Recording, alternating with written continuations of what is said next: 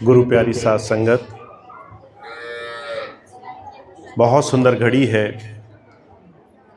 आज आपके इस क्षेत्र में कानपुर के इस एक बड़े खास स्थान पर हम सब साथ बैठ कर के सत्संग की इस पावन घड़ी में संतों महापुरुषों के जीवन दर्शन को, उन्होंने कैसे जीवन जिया है, जीवन को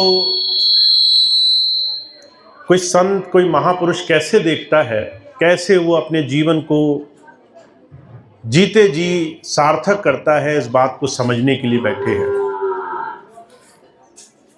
मनुष्य जीवन का अर्थ, इस मनुष्य जीवन का महत्व सिर्फ संसार के तमाम कामों को कर लेना नहीं है। आप हर रोज देखते हैं, हम जब से जन्मे, जब से हमारा इस संसार में आना हुआ, तब से ही हम कुछ ना कुछ करने में बड़ी जोर से, बहुत तेजी से संसार में लगे हुए हैं। जब बाल्यावस्था हुई तो हमेशा दिमाग में ये रहा कि पढ़ने लिखने से ही सब कुछ बनेगा। बच्चे को पढ़ाया लिखाया, बड़ा जोर किया। हमेशा दिमाग में रहा कि अगर पढ़ेगा नहीं तो आगे जीवन इसका सफल नहीं होगा। वो बच्चा पढ़ लिख गया तो दिमाग में हमेशा ये बात रही, अगर कमाएगा नहीं तो जीवन व्यर्थ हो जाएगा। हर तरीके से इंसान संसार की कमाई में लग गया। जब सारा उम्र कमाते रहा, जब सारी उम्र कमाते कमाते गुजर गई, एक ऐसी स्थिति में पहुंच गया कि ना शरीर किसी काम का रहा, न जीवन की सुख सुविधाएं, आराम कुछ हमें जीवन में सुख का अनुभव करा पाती हैं। तब हमें जाकर एहसास होता है कि हमारे सारे जीवन के क्रियाकलाप, लेन देन, ऊंच नीच का जगत, ये सारी चीजें सिर्फ संसार में गुजारा करने के लिए थी। कैसे संसार में तुम गुजारा कर पाओगे? भोजन इसलिए कि शरीर का पोषण बना रहे, धन इसलिए कि जीवन कैसे आराम से काट सको, परिवार इसलिए कि आप संसार में अपने सुख और दुख को किसके साथ साझा कर सको। पर ये सारी चीजें कभी इंसान के जीवन को पूरा नहीं कर पाई। संत आते हैं तो इस संसार के दूसरे नजरिए को हमें समझाना चाहते हैं। महाराज जी एक बात कहा करते थे, अगर हमें ये छोटी सी बात समय रहते समझ में आ जाए, हम शरीर नहीं है, हम शरीर रखते हैं। शरीर हमें इस संसार के प्रयोजनों को सिद्ध करने के लिए मिला हुआ है, फिर भी हम शरीर नहीं है।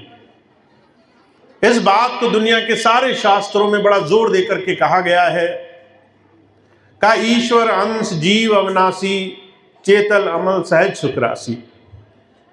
ईश्वर का अगर किसी ने भी ख्याल किया संसार में, उस कारण कारण सत्ता को, उस शाश्वत शक्ति को किसी ने माना, तो उसको अपनी पहुंच से परे माना। परमात्मा को हमने अभी इन आंखों से देखा नहीं, कभी इन हाथों से पकड़ा नहीं, कभी उसका धाम नहीं जाना, कभी उस तक हमारी पहुंच नहीं हुई। फिर भी हम मानते हैं कि संसार में हमारी क्षमता से, ताकत से परे कोई शक्ति है, वो शक्ति जो संसार में सारे काम कर रही है। और इस चीज को जब हम अपने जीवन पर, अपने जीवनों में थोड़ा सा समझने की कोशिश करते हैं, तो जो कहा करते थे, वही शक्ति एक अंश रूप में तुम्हारे अंदर भी विद्यमान है। अगर तुम्हारे अंदर जो ताकत, जिसे आत्मा कहा गया, उस आत्मा को तुम कोई भी काम करो उसमें सुख ना मिले, तो दुनिया की सारी चीजें, दुनिया के बड़े से बड़े काम, उन चीजों की उपयोगिता खत्म हो जाती है। अगर आप बीमार हो, आपके पास बहुत पैसा हो, आपके पास बहुत बढ़िया कोठी हो, आप अपने उन तमाम वैभव का आनंद नहीं ले पाओगे। आपका शरीर, आपके शरीर की पीड़ा, उन बड़ी बड़ी सुख सुविधाओं को भी आपको सुख के रूप में भोगने नहीं देगी। स्वामी जी अक्सर एक घटना सुनाया करते थे। एक राजा, उसको इस बात का बड़ा अभिमान था कि वो चक्रवर्ती है, सारी दुनिया पर उसका राज है। इसी अभिमान में अपने दरबार में बैठा करता था। दरबारियों से कहता, मुझसे ज्यादा संसार में सबल, मुझसे ज्यादा धनी, मुझसे ज्यादा शक्तिशाली कोई नहीं है। मुझे जैसा सुख है वैसा किसी को नहीं है। अब ये बात जब दरबारियों ने सुनी तो उन्हें समझ में आया, राजा नशे में चूर है। धन का नशा, मान का नशा, पदवी का नशा, इसका ये नशा कैसे टूटेगा? ये कब समझेगा कि संसार में दुनिया की सारी चीजें भी उस ईश्वर की शक्ति से बहुत नीचे है। अब लोगों ने प्रयास किया, एक महापुरुष के पास गए और कहने लगे, गुरुजी राजा को बोध कराओ। गुरुजी आए, राजा के पास गए, राजा की बात सुनी तो राजा बड़ा अहंकार में चूर था। आज हम और आप भी किसी न किसी चीज के अहंकार में हैं। अगर हमारे पास शरीर अच्छा है तो हम शरीर का अहंकार दिखाते हैं। पैसा ज्यादा है, पदवी है, दुनिया में अगर हमारी कोई इज्जत है, सम्मान है, तो वो नशा, वो अहंकार इंसान के अंदर इतना घर कर जाता है, उसे जीवन, पूरा जीवन उसी नशे में काटते देर नहीं लगती। सारी जिंदगी निकल जाती है इस नशे से बचने के चक्कर में। गुरुजी इस बात को जानते थे, ये संसार का नशा, चाहे शराब का नशा हो, चाहे माया का नशा हो, पैसे का नशा हो, चाहे पदवी का नशा हो, चाहे संसार की किसी भी उपलब्धि का नशा हो, ये सब नशे एक न एक दिन चूर हो जाएंगे। उस दिन अगर देर हो गई तो तुम्हारे जीवन में तुम्हारे हाथ कुछ नहीं आएगा। अब गुरुजी ये बात राजा को समझाना चाहते थे। जब गुरुजी राजा के पास गए, राजा की बात सुनी कि ये तो बहुत नशे में चूर है, तो गुरुजी कहने लगे, राजा, ईश्वर इन तमाम चीजों से ऊपर होता है। धन से तुम वस्तुएं खरीद सकते हो, तुम्हें धन से सुकून, संतोष नहीं मिलेगा। तुम भोजन खरीद सकते हो, तुम्हारी तृप्ति नहीं होगी। तुम बढ़िया बिस्तर खरीद सकते हो, तुम्हें सुकून की नींद नहीं आएगी। तुम दुनिया की वस्तुएं ले सकते हो, पर उसके पीछे का सुख तुम नहीं भोग सकते। ये तुम्हारे जीवन आसान तो कर सकती है, पर तुम्हारे जीवन को सफल नहीं कर सकती। अब राजा ने बड़ा उपहास उठाया, कहने लगा, गुरुजी क्या बहकी बहकी बातें करते हैं। कई बार जब ये आज के समय में एक दूसरे से आप बात करेंगे, इस तरह की चर्चा आप एक दूसरे से करेंगे, तो लोग आज भी उपहास उड़ाते हैं। कहते पैसा क्या नहीं खरीद सकता, पैसे से ये होगा वो होगा। इंसान पैसे के पीछे ऐसा पागल है, उसे अपने जीवन में अपने जीवन का दूसरा अस्तित्व नहीं मालूम है। संत ये बात समझाना चाहता है। अब गुरुजी ने कहा, जैसी तुम्हारी मर्जी, समय आएगा तो ईश्वर खुद इस बात का तरीका बताएगा। गुरुजी कहकर चले गए। कुछ दिन बीते, राजा को अचानक किसी चीज से कुछ पीड़ा शरीर में बनने लगी। पेट में दर्द हुआ। दर्द के मारे वो बड़ा बेचैन, बड़े वैद्य हकीम बुलाए, बहुत दवाइयां खाई, पर दर्द नहीं जाता था। दर्द बढ़ता गया तो राजा बड़ा बेचैन हुआ।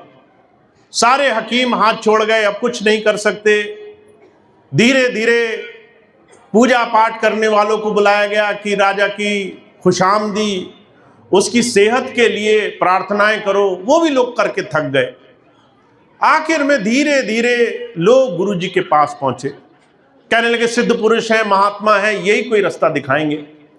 गुरुजी राजा के पास कहने लगे, तुम्हारे इस पीड़ा का इलाज, इस दर्द से छुटकारे का मुझे क्या मिलेगा? अब राजा बड़ा सोचने लगा, क्या दे सकता है गुरुजी को।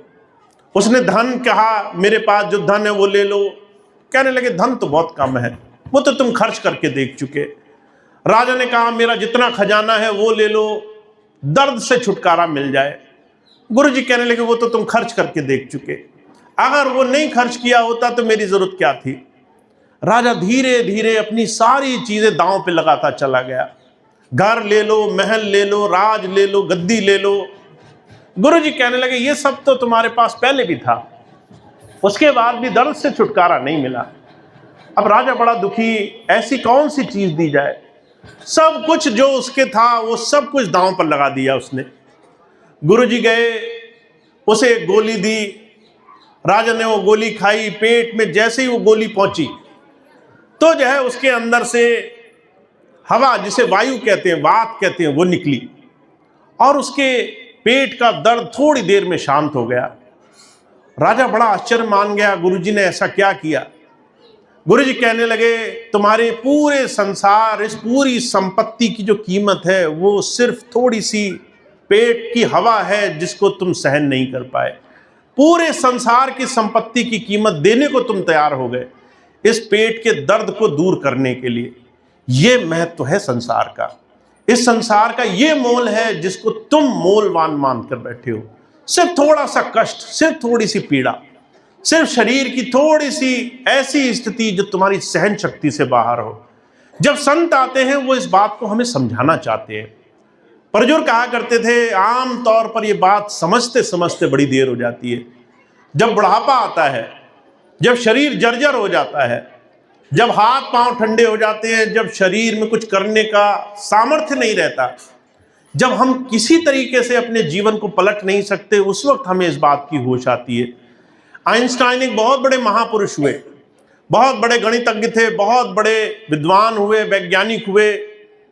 जब उनसे पूछा गया कि उन्होंने सारे जीवन के अभ्यास के बाद क्या पाया, क्या समझा, तो वो कहने लगे, मैंने ये समझा कि 2 जीवन होते हैं हर एक इंसान के पास।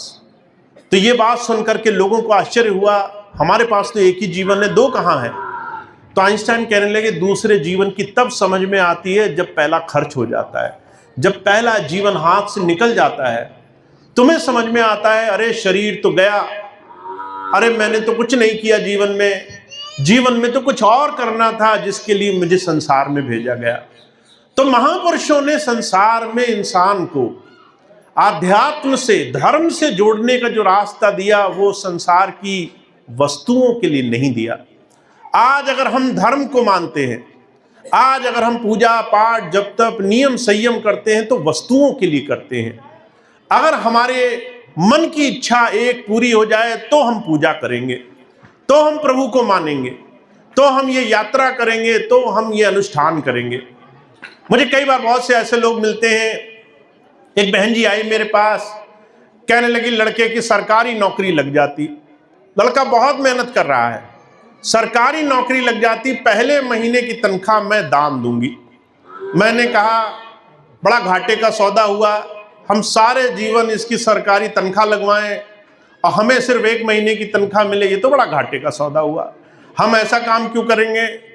तो उसे बड़ा आश्चर्य हुआ, वो ये समझ गई कि हम क्या दान दे रहे हैं। हम वो दान दे रहे हैं जो हमारे पास है ही नहीं, जो हमें आप ही से मिलना है, जो हमें ईश्वर से पाना है। हम ईश्वर से ही ईश्वर को दान देकर खुद को हम राजी मानते हैं, खुश मानते हैं।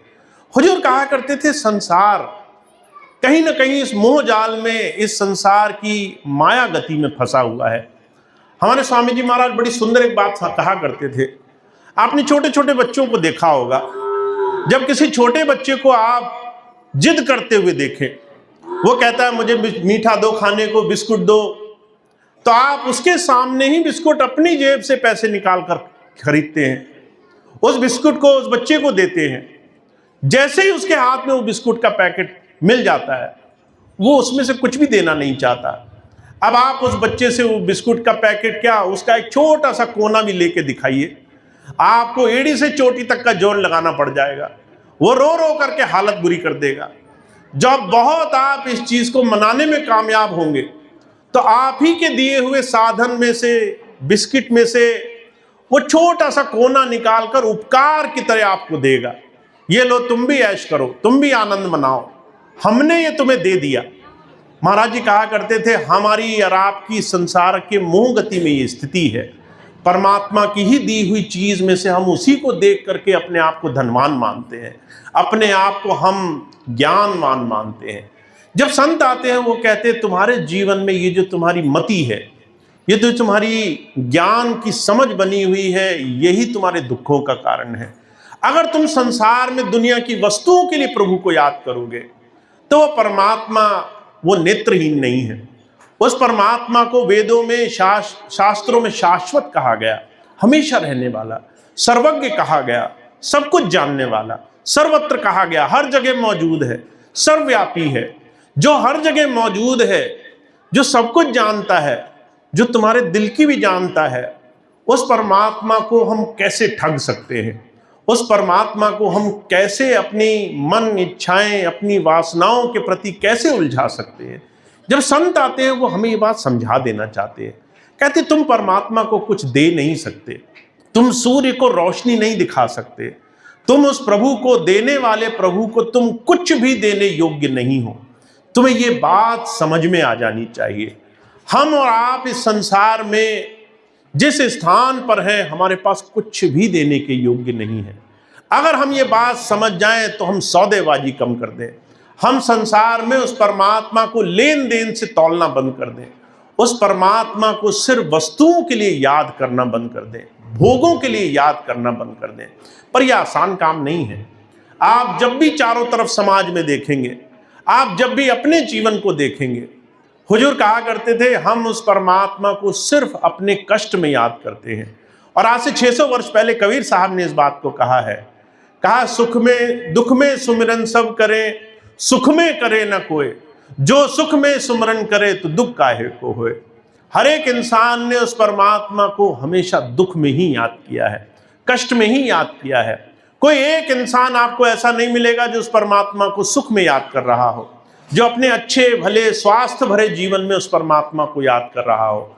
और जो कहा करते थे ये दुनिया के आज के समय में उस प्रभु से दूर होने, उस प्रभु से विलग हो जाने की सबसे बड़ी पराकाष्ठा है। जब संतों की शरण में कोई जाता है तो संत महापुरुष आपको आपके जीवन में लेने की प्रवृत्ति से देने की प्रवृत्ति की तरफ ले जाते हैं। वो कहते हैं पहले आपको देना सीखना है। अगर आप आज जो आपके पास है वही उसको अर्पण करो, अगर आप गरीबी हो तो गरीबी अर्पण करो, अगर आप असहाय हो तो अपना ये जीवन अर्पण करो, अगर आप संसार के कष्ट में हो तो जो हो उसी को अर्पण करना शुरू करो। जब आप इस स्थिति को समझते हो तब जाकर के जीवन में अध्यात्म की शुरुआत होती है। मुझे बड़ी एक सुंदर सी घटना याद है। अभी 2 वर्ष पहले जब मैं बाहर से आया तो एक भाई आए मेरे पास भोजीपुरा की तरफ। वो आए और एक थैला लेकर आए, कहने लगे भैया जी 10 साल मैंने जब आप यहाँ नहीं थे तो सेवा इकट्ठी की। मैंने देखा वो सेवा में 1-1, 2-2 रुपए, 5-5 रुपए के बहुत सारे सिक्के उन्होंने इकट्ठे किए थे। मैंने पूछा कैसी सेवा है? कहने लगे मैं रिक्शा चलाता हूँ, रिक्शा चला करके जो दिहाड़ी होती है उस दिहाड़ी में से अपनी ईमानदारी से गुरु के लिए सेवा निकालने की कोशिश करता हूँ। मैंने कहा कितना कमा लेते होगे दिन में? कहने लगे कभी 100 रुपये मिले, कभी 200 मिले, ऐसे करके जो दिहाड़ी मिली मैंने उसी में से सेवा निकाली। मैंने कहा ये तो तुम बचा सकते थे, अपने लिए बचा सकते थे, इस सेवा को तो तुम जोड़ कर रख सकते थे, इससे तो तुम अपना धीरे धीरे अपने आगे जीवन का एक साधन बना सकते थे। कहने लगे हमारे लिए प्रभु पहले से ही दे रहा है, जिसने हमें तब दिया जब हमारे पास कुछ नहीं था, तो क्या ये तब नहीं देगा जब हमें आवश्यकता होगी, जब जरूरत होगी?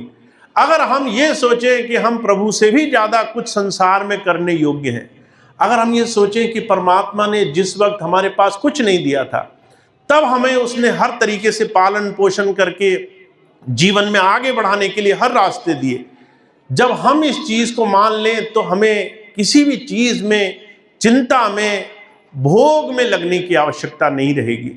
और उस भाई का एक बड़ा सुंदर मुझे वाक्य लगा।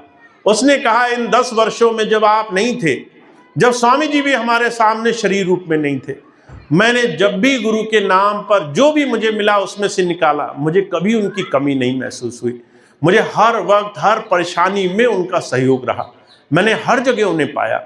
तो हुजूर कहा करते थे जब हमारे पास बहुत हो तब तो देना आसान है, पर जब हमारे पास कुछ नहीं हो और हम ये जानते हैं कि हम बहुत साधारण स्थिति में हैं, उस वक्त जब हम संसार में अपने मन की गति को पलटने में कामयाब हो जाते हैं, जब सिर्फ लेने की भावना से बचने लग जाते हैं, हुजूर कहा करते थे तब हमारे जीवन में जीवन की सबसे ऊंची कृति उपजती है। इसलिए हुजूर कृपाल सिंह जी महाराज एक छोटी सी बात कहा करते थे संसार में वही धनी है जिसने अपने जीवन में अपने आप को आज से ऊपर उठाना शुरू किया है। तो वे एक वाक्य कहा करते थे, हर एक इंसान उस प्रभु से मांग रहा है, पर उससे कुछ भी पाने के लिए तुम्हें अपने जीवन में अपना पात्र बड़ा करना पड़ेगा, अपने आप को बड़ा बनाना पड़ेगा। और एक बड़ी सुंदर घटना सुनाया करते थे। एक बार लैला मजनू का किस्सा आपने सुना होगा। मजनू जो है वो लैला से प्रेम करने लगा, और प्रेम करते करते हालत ऐसी हो गई कि वो एक पल भी उसके दीदार दर्शन के बगैर बड़ी बेचैनी महसूस करता था। जैसे आज हम अपने परिवार के लिए करते हैं, माताएं बहनें बच्चे हो जाएं उनको देखने के लिए आतुर रहती हैं, छोटे छोटे बच्चों के साथ रहना चाहती हैं, परिवार में दूसरे प्रियजन हो उनको अपने घर परिवार का साथ बड़ा प्रिय लगता है। मजनू की स्थिति ऐसी थी, वो अपनी प्रेमिका के लिए पागल रहता था। महाराज जी किस्सा सुनाया करते थे। महाराज जी कहा करते थे, एक बार लैला राजकुमारी थी, वो जो है दरबार से बाहर निकली आम लोगों के बीच में। मजनू को मौका मिला कि वो कैसे अपने प्रेम में जा करके लैला को अपनी स्थिति बता पाएगा। वो भिखारी का रूप धर के गया, भिखारियों के बीच में जाकर के बैठ गया, फटे पुराने कपड़े उसी की तरह वो भिखारियों की कतार में बैठा हुआ था। लैला आई, उसने सबको कुछ न कुछ दिया, किसी को कीमती वस्तुएं दी, किसी को कपड़े दिए, किसी को मोती दिए, किसी को और दूसरी चीजें दी। कतार में सबसे आखिरी जब वो मजनू के सामने पहुंची तो उसने उसके बर्तन पर लात मार दी। अब ये बात लोगों ने देखी, लोगों को बड़ा आश्चर्य हुआ। कहने लगे इस बेचारे की क्या गलती थी, जय राजकुमारी ने सबको कुछ ना कुछ दिया, इस बेचारे के तो बर्तन पे लात मार दी। लैला बिना कुछ कहे वापस चली गई। मजनू बहुत जोर से हंसने लगा। अब लोगों को लगा पागल हो गया, इसको आज कुछ मिला भी नहीं, उल्टा इतनी बेकदरी हुई, इतनी बदनामी हुई, बेचारा सदमे में पागल हो गया। लोगों ने बहुत समझाने की कोशिश करी, ढांढस बंधाया, कहने लगे परेशान मत हो, अगली बार कुछ मिलेगा। मजनू बहुत खुश था, लोगों को देखा नहीं गया। लोगों ने पूछा हम बड़े बेचैन हैं, तुम्हें कुछ नहीं मिला, तुम्हारे पात्र को भी लात मार दी, तुम्हें बदनाम भी किया, लोगों के सामने बेइज्जती भी हो गई तुम्हारी, और तुम हंस रहे हो, हंसी के पीछे कारण क्या है? मजनू कहने लगा राजकुमारी प्रेम समझ गई मेरा, जो मैं चाहता था वो मुझे उसकी तरकीब सिखा गई। अब लोगों को और बेचैनी हुई, राजकुमारी ने न कुछ बोला न शब्द बोले, ऐसा क्या समझा गई? मजनू से जब बहुत मिन्नत की लोगों ने, हमें बताओ तुमने क्या समझा? तो मजनू कहने लगा मैंने ये समझा कि जिसका जितना बर्तन उसको उतना ही मिलेगा। तुम्हारा बर्तन रोटी खाना पीना कपड़े लत्ते सोने जवाहरात से भरने वाला था, वो तुम्हें दे गई। मेरा बर्तन प्रेम से भरने वाला था, वो प्रेम प्याले में कैसे समा जाता, वो प्रेम इस प्याले में कैसे आता? वो लात मारकर चली गई। कहने लगी अगर प्रेम करना है तो तुम्हें उसके लिए अपने अंदर गहराई लानी पड़ेगी। महाराज जी ये मिसाल फरमाया करते थे, कहा करते थे संसार में तुम प्रभु से मांगना चाहते हो, परमात्मा के आगे हाथ फैलाते हो, पर तुम अपनी स्थिति अपना बर्तन नहीं बड़ा करते। तुम आज भी उससे संसार की वस्तुएं मांग लेते हो, कहते हो मेरा पेट दर्द, मेरा सर दर्द, मेरे बच्चों की ये परेशानी वो परेशानी। हुजूर कहा करते थे ये बड़ी छोटी मांगे हैं, ऐसी मांगे जिसको तुम एक ही बार मांग पाओगे, उसमें तुमने कतरा मांग लिया, उसमें तुमने बड़ी छोटी चीज मांग ली। अगर तुम्हें उससे कुछ मांगना है तो हुजूर कहा करते थे पहले उसको मांगने के लिए अपने आप को तैयार बनाओ, पात्र बनाओ, इस तरीके से बनो जिससे वो प्रभु तुम्हें देते हुए खुशी महसूस करे, वो प्रभु तुम्हें योग्य माने, अपनी दात जो वो तुम्हें दे तुम उसको संभाल कर रखने वाले बनो। अगर उसने कुछ दिया तो तुम उसको कद्र करके रखो, उसकी संभाल करके रखो। बाबा जयमल सिंह जी महाराज एक संत हुए हमारी परंपरा में, उनके जीवन की घटना सुनाता हूं मैं आपको। बाबा जी ने जब नाम लिया अपने गुरुजी से तो खूब भजन अभ्यास किया। गुरुजी से नाम लेने के बाद जब इतना भजन किया तो स्वामी शिवदयाल सिंह जी महाराज बड़े खुश हो गए। कहने लगे जयमल सिंह तुम सच्चे शिष्य हो, तुम गुरु की बात और उसकी कमाई की कद्र करते हो। मैं आज से तुम्हें ये हुक्म देता हूं जिसे तुम उचित मानो उसे नाम दे सकते हो। ऐसा उन्होंने अपने जीवन काल में कभी नहीं कहा था। पर सिर्फ जयमल सिंह जी महाराज को हुक्म दिया कि अगर तुम्हें कोई ठीक लगे, तुम्हें कोई अधिकारी लगे, कोई ऐसा प्रेमी दिखे जिसे नाम मिलना चाहिए, तो तुम नाम दे देना मेरी तरफ से।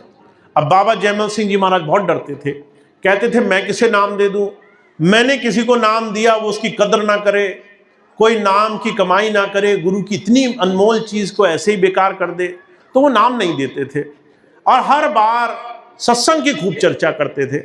एक बार वो अपने गांव गए तो उनका एक मुसलमान मित्र था, वो जो है बचपन से उनके साथ रहता था। एक बार एक पंडित जी से चर्चा संवाद शुरू हुआ। गुरु जो है पंडित जी कहने लगे कि हमारे अंतर में जो भी परमात्मा का स्वरूप है वो अंतर में नहीं प्राप्त हो सकता है। परमात्मा शाश्वत है तो, पर जो है उसको देखा नहीं जा सकता है। बाबा जयमल सिंह जी महाराज कहने लगे बस यही तुम भूल कर रहे हो, परमात्मा शाश्वत भी है और देखा भी जा सकता है। हमारा जो धर्म है, हमारा जो भक्ति भाव है, वो परमात्मा को सिर्फ मानने का नहीं है, परमात्मा को जानने का है।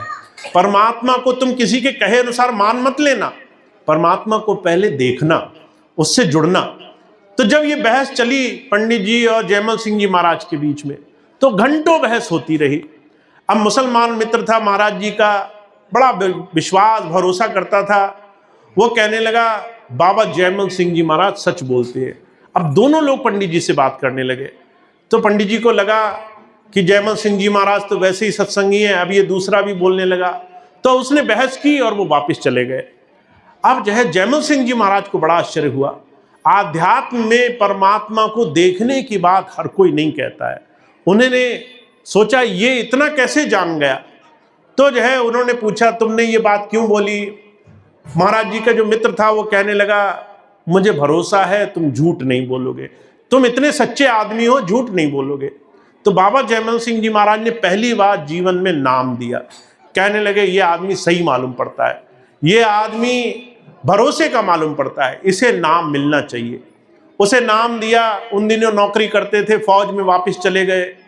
जब 6 महीने बाद दोबारा छुट्टी मिली तो बड़े उत्सुक भाव से वापस आए और अपने मित्र से मिले।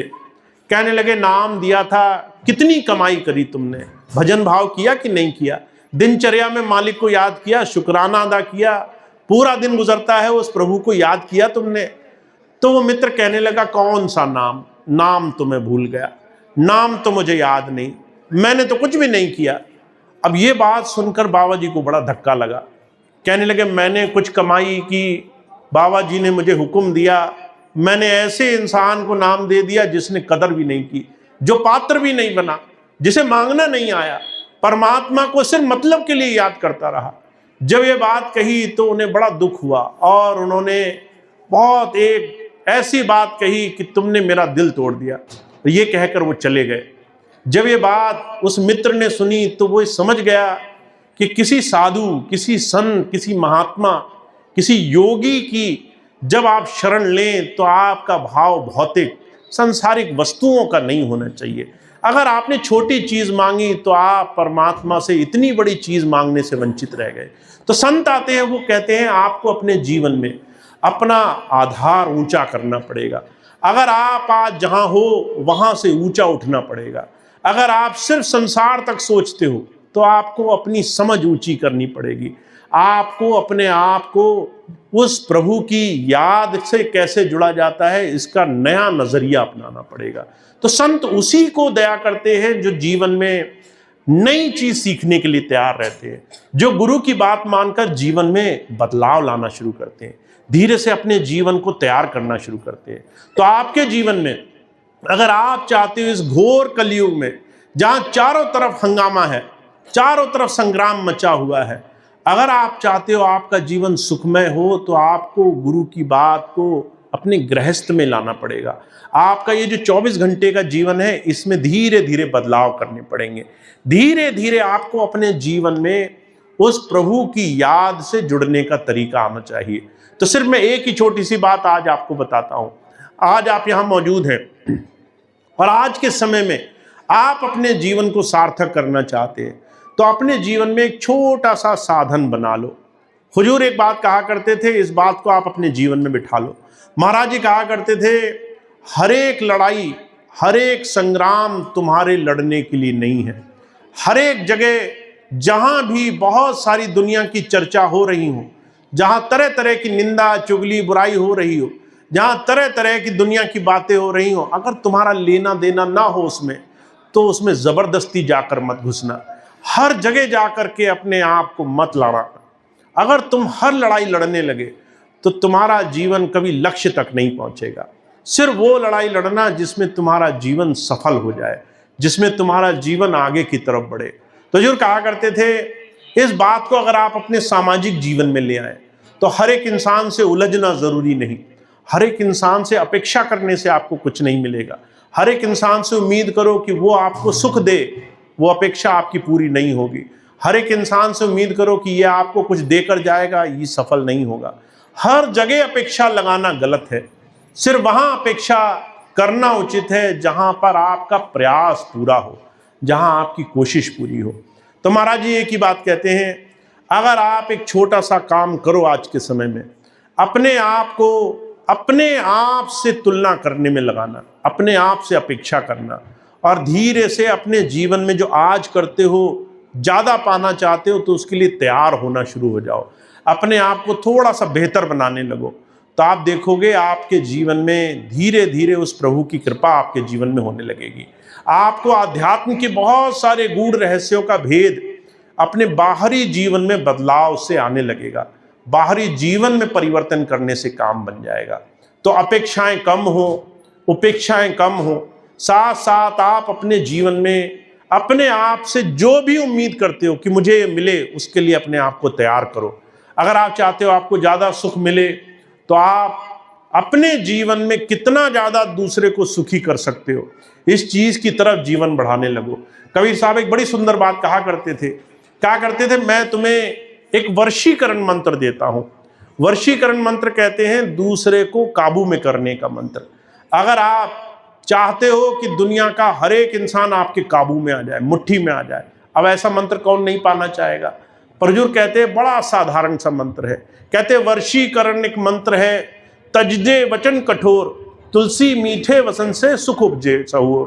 कहते अगर तुम लोगों को अपने काबू में करना चाहते हो तो कहते कड़वी बात बोलना बंद कर दो, मीठी बात बोला करो। अपनी कड़वी बात भी मीठी बोलोगे तो वो बुरी नहीं लगेगी, और अपनी अच्छी बात भी कड़वाहट के साथ बोलोगे तो तुम्हारी अच्छी बात भी लोगों को बुरी लग जाएगी। तो हुजूर कहते हैं तुम अगर अपनी ज़बान मीठी कर लो, तुम जो है अपनी ज़बान में जो तंजपना है ख़त्म कर लो, इस ज़बान में लोगों के लिए कर्कश भाव ख़त्म कर लो, थोड़ा सा विनम्र बन जाओ, थोड़ा सा अपने जीवन को आसान बना लो, तो तुम देखोगे दुनिया का हर एक आदमी तुम्हारे पीछे भागेगा, हर एक आदमी तुम्हारी बात मानने को राज़ी होगा। और जो कहा करते थे, एक बहुत बड़े विद्वान हुए हैं, उन्होंने इस चीज़ का मानक रखा है, इस चीज़ की परख रखी है।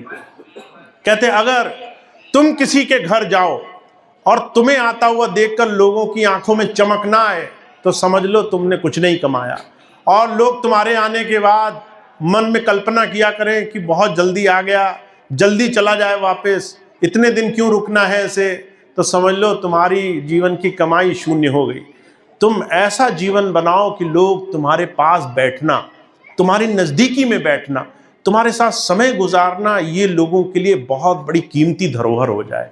लोग चाहें कि तुम उनके पास आकर के बैठो। ऐसा जीवन बनाने के लिए कुछ जीवन में अपना आधार बड़ा करना पड़ेगा, कुछ अपने आप को थोड़ा सा ऊंचा उठाना पड़ेगा। तो महाराज जी कहते हैं आध्यात्म सिर्फ आपको आंखें मूंद कर जंगलों में जाना नहीं सिखाता है, आध्यात्म आपको जीवन जीना सिखाता है। कैसे जीवन जियोगे कि दुनिया का हर एक मनुष्य, दुनिया का हर एक जानकार, दुनिया का हर एक व्यक्ति आपके जीवन को देख करके आप जैसा जीवन पाने की कामना करे, आप जैसा सुखमय जीवन, आप सुखी कैसे हो, ऐसा जीवन पाने की इच्छा उसे हो जाए। तो ये बात महापुरुष ही समझाने आते हैं। तुम सुखी कैसे होगे, तुम आज में कैसे सुख और संपन्न होगे, तुम आज में कैसे उस प्रभु का शुक्राना अदा करोगे। तो ये बात हमारे स्वामी जी सिखाते हैं। जो भाग्यशाली हैं वो इस चीज़ पर चल रहे हैं और चल करके कुछ प्राप्त कर रहे हैं, और जो सिर्फ सुन रहे हैं, सुन करके इस बात को अमल नहीं कर रहे, उनको देरी लग रही है। वो जीवन में इतने अनमोल खजाने से, भीखा जी महाराज ने एक बात कही है का भीखा भूखा कोई नहीं, सबकी गठरी लाल, गिरे खोल नहीं देखते ताते भय कंगाल। गुरु जी ने तो सबको बहुत माल खजाने दे रखे हैं, जिन्होंने गठरी खोल कर देख ली वो मालो माल हो गए, जो गठरी नहीं खोल रहे उसका भार सर पर उठाकर घूम रहे हैं वो दुखी हैं। वो कह रहे हैं कि हम पर बड़ा बोझ है जीवन का, हम बड़े दुखी हैं, परेशान हैं, बड़े कष्ट हैं, क्योंकि उन्होंने गांठ खोलना नहीं सीखा है। तो गांठ खोलना सीख लीजिए। जीवन में जो आपके पास है उसी में सुखों की गांठ छुपी हुई है। अगर आपने गुरु से वो तरीका सीख लिया तो जीवन सुखमय हो जाएगा। जीवन आपका आज से ही आप अलग तरीके से जीने वाले बन जाएंगे। तो इतनी बात हमारे स्वामी जी की है, महाराज जी की है, जो मैंने आज आपकी सेवा में रखी। मैं बहुत देखता हूँ कि हमारे बहुत से प्रेमी भाई बहन सत्संग सुनते बहुत हैं, सत्संग धारण बहुत कम करते हैं। स्वामी शिवदयाल सिंह जी महाराज एक संत हुए हैं आगरा में, उन्होंने कहा है सत्संग सुनने का विषय ही नहीं है, सत्संग सुनना नहीं जाना चाहिए, सत्संग करना चाहिए। और सत्संग तब करोगे जब सत्संग से कुछ लेके उठोगे। अगर आप आए और कुछ ले कर गए तो सत्संग हुआ, आए और सब पल्ला झाड़ कर गए तो सत्संग नहीं हुआ, फिर तो सत्संग खाली हो गया। तो वो कहा करते थे करोरी कोई सत्संग आज बनाए। सत्संग बनाओ, सत्संग सुनो मत, सुनोगे तो भूल जाओगे, पर सत्संग बनाओगे तो वो सत्संग जीवन में साथ जाएगा। तो आप बहुत भाग्यशाली हैं, आपको आज के समय में जीवन को एक नई दिशा में जीने का अवसर मिला है। पर इसको जीने के लिए आपको अपने आप में कुछ ऐसे नए कर्म करने पड़ेंगे जिससे जीवन कुछ आपके अंदर से ही आपको सुखों की गांठ के साथ जोड़ दे, अंदर जो परमात्मा ने दिया उसका आपको आत्मसात होने लग जाए। तो इतनी बात स्वामी जी की है जो मैंने आज आपकी सेवा में रखी। अब इतनी बात कह के मैं अपनी बात समाप्त करूंगा। आज का सत्संग कार्यक्रम समाप्त होगा। सभी भाई बहनों का बहुत बहुत धन्यवाद है। आज इतना सुंदर कार्यक्रम का आयोजन हुआ, आप यहाँ आए। अभी इस कार्यक्रम के बाद एक प्रार्थना होगी और उसके बाद सभी भाई बहन लंगर प्रसाद छकेंगे। नामदान जो लेना चाहते हैं दीक्षा, वो भाई बहन इसी घर में ऊपर छत पे नामदान की व्यवस्था है, वहाँ व्यवस्था हो जाएगी। तो नामदान जो भाई बहन लेना चाहते हैं वो भोजन बाद में पाएंगे, पहले नामदान के लिए बैठ जाएंगे। बहुत समय नहीं लगता है, थोड़ी देर में आप सीख जाएंगे क्या तरीका है। तो जो भाई बहन नामदान के इच्छुक होंगे पहले नामदान ले सकेंगे, फिर भोजन करेंगे, बाकी सभी भाई बहन लंगर प्रसाद छकेंगे। तो अब यह कार्यक्रम समाप्त होगा। आगे कार्यक्रमों की सूचनाएं हैं, वो अभी भाई जी आपको देंगे, आप सुनेंगे, उसका लाभ उठा सकें। और हमारी बहन रीना झा जी